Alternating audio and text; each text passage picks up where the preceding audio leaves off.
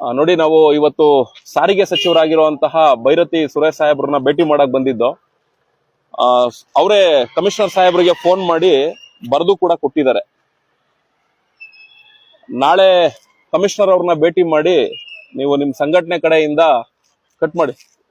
ಕಡೆಯಿಂದ ಕಮಿಷನರ್ ಸಾಹೇಬ್ರಿಗೆ ಹೇಳಿ ಅಂತ ಹೇಳಿ ನಮ್ಮ ಮುಂದೆನೂ ಕೂಡ ಫೋನ್ ಮಾಡಿ GPS ಪ್ಯಾನಿಕ್ ಬಟನ್ ವಿಚಾರವಾಗಿ ಮಾತಾಡಿ ಹೇಳಿದ್ದಾರೆ. ಏನು ಹೈಕೋರ್ಟ್ GPS ಪ್ಯಾನಿಕ್ ಬಟನ್ ಸಂಸ್ಥೆಗಳಿಗೆ ಅಮೌಂಟ್ ನ ತಗೊಳ್ಳೋದಕ್ಕೆ ಹೇಳಿದೆ, ಮತ್ತೆ ರೀಚಾರ್ಜ್ಗೆ ಎಷ್ಟು ಅಮೌಂಟ್ ನ ತಗೊಳ್ಳೋದಕ್ಕೆ ಹೈಕೋರ್ಟ್ ಹೇಳಿದೆ. ಹೈಕೋರ್ಟ್ ಹೇಳಿರುವಂತಹ ರೇಟ್ ಅನ್ನ ಎಲ್ಲ ತೋರಿಸ್ದೆ ಸಾಹೇಬ್ರಿಗೆ. ಎಲ್ಲ ನೋಡಾದ್ಮೇಲೆ ಕಮಿಷನರ್ ಅವ್ರಿಗೆ ಹೇಳಿದ್ದಾರೆ ಇಂತಿಷ್ಟೇ ದರದಲ್ಲೇ ತಗೊಳ್ಬೇಕು ಅನ್ನೋ ರೀತಿಯಲ್ಲಿ. ಅವ್ರಿಗೆ ಹೊಸದಾಗಿ ಬಂದಿರುವಂತ ಕಮಿಷನರ್ ಅವರು ಕೂಡ ಹೇಳಿದ್ರು, ನಾನು ಆಲ್ರೆಡಿ ಕರೆದು ಅವ್ರಿಗೆ ವಾರ್ನು ಕೂಡ ಮಾಡಿದೀನಿ, ಆಯ್ತು ಇನ್ನೊಂದ್ಸರಿ ಅವರು ಮನವಿ ಕೊಡ್ಲಿ ಅಂತಾನು ಕೂಡ ಹೇಳಿದ್ದಾರೆ. ನಾನು ಇದನ್ನೆಲ್ಲ ತೋರಿಸ್ಕೊಟ್ಟೆ.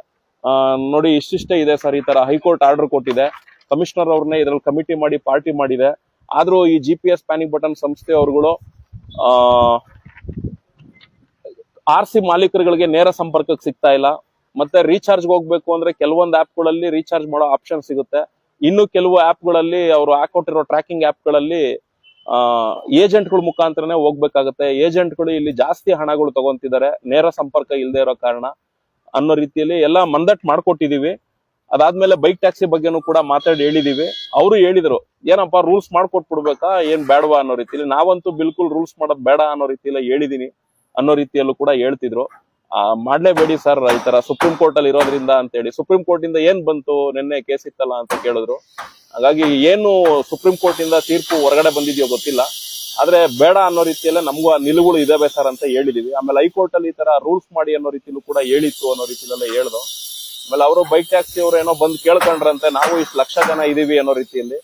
ಹಾಗಾಗಿ ಅವರೆಲ್ಲ ಹೇಳ್ತಾರೆ, ಆದ್ರೆ ವೈಟ್ ಬೋರ್ಡ್ಗಳಿಗೆಲ್ಲ ಮತ್ತೆ ಬೈಕ್ಗಳಲ್ಲಿ ಸೇಫ್ಟಿ ಇಲ್ಲದೆ ಇರೋದ್ರಿಂದ ನಾವು ಆ ರೀತಿ ಪರ್ಮಿಷನ್ಸ್ ಎಲ್ಲ ಕೊಡೋದ್ ಬೇಡ ಅನ್ಕೊಂಡಿದೀವಿ ಅಂತ ತುಂಬಾ ಚೆನ್ನಾಗಿ ಅದ್ಭುತವಾಗಿ ಮಾತಾಡಿ ಎಲ್ಲ ತಿಳಿಸ್ಕೊಟ್ರು. ಹಾಗಾಗಿ ಇದು ನಾವು ಬಂದಿದ್ದು ವಿಷಯ ಬಂದಿಷ್ಟೇ, GPS ಪ್ಯಾನಿಕ್ ಬಟನ್ ಅಲ್ಲಿ ಏನು ತೊಂದರೆಗಳಾಗ್ತಾ ಇದಾವೆ ಆ ಎಲ್ಲಾ ತೊಂದರೆಗಳನ್ನ ಸವಿಸ್ತಾರವಾಗಿ ಬರ್ದಿದ್ದು. ತುಂಬಾ ಜನ ಡ್ರೈವರ್ಸ್ಗಳು ಸಹಿ ಹಾಕಿ ಕೊಟ್ಟಿದ್ರು. ನೋಡಿ, ಇಷ್ಟೆಲ್ಲ ಸಹಿಗಳು ಹಾಕಿರುವಂತದ್ದು ಡ್ರೈವರ್ಸ್ಗಳು, ಅವ್ರ ಫೋನ್ ನಂಬರ್ಗಳೆಲ್ಲ ಹಾಕಿ ಸಹಿ ಮಾಡಿ ಕೊಟ್ಟಿದ್ರು. ಹಂಗಾಗಿ ಅಂತ ಚಾಲಕರುಗಳಿಗೂ ಕೂಡ ಈ ಮನವಿನ ಸಾಹೇಬ್ರು ಕೊಡ್ತೀವಿ ಅಂತ ಹೇಳಿದ್ದು. ಬಂದು ಇವತ್ತು ಅವ್ರ ಗಮನಕ್ಕೆ ತಂದು ತೋರಿಸಿದೀವಿ. ಅವರು ಕೂಡ ಈ ಮನವಿ ಪತ್ರದಲ್ಲಿ ಬರ್ದಿದ್ದಾರೆ, ಸಾರಿಗೆ ಆಯುಕ್ತರು ತಗೊಂಡೋಗಿ ಕೊಡಿ ಅಂತೇಳಿ. ಮತ್ತೆ ನಮ್ಮ ಮುಂದೆನೆ ಫೋನ್ ಮಾಡು ಕೂಡ ಕಮಿಷನರ್ ಅವ್ರಿಗೆ ಮಾತಾಡಿ ಹೇಳಿದ್ದಾರೆ. ಖಂಡಿತ ನಾನು ಇದ್ರ ಬಗ್ಗೆ ಇನ್ನೊಂದ್ಸರಿ ಪರಿಶೀಲನೆ ಮಾಡಿ ಅದಕ್ಕೆ ಅನುಕೂಲ ಆಗೋ ತರ ಮಾಡಿಸ್ಕೊಡ್ತೀವಿ ಅಂತೇಳಿ ಮಾನ್ಯ ಸಾರಿಗೆ ಸಚಿವರು ಬೈರತಿ ಸುರೇಶ್ ಅವರು ಹೇಳಿಕೆ ಕೊಟ್ಟಿದ್ದಾರೆ. ಧನ್ಯವಾದ.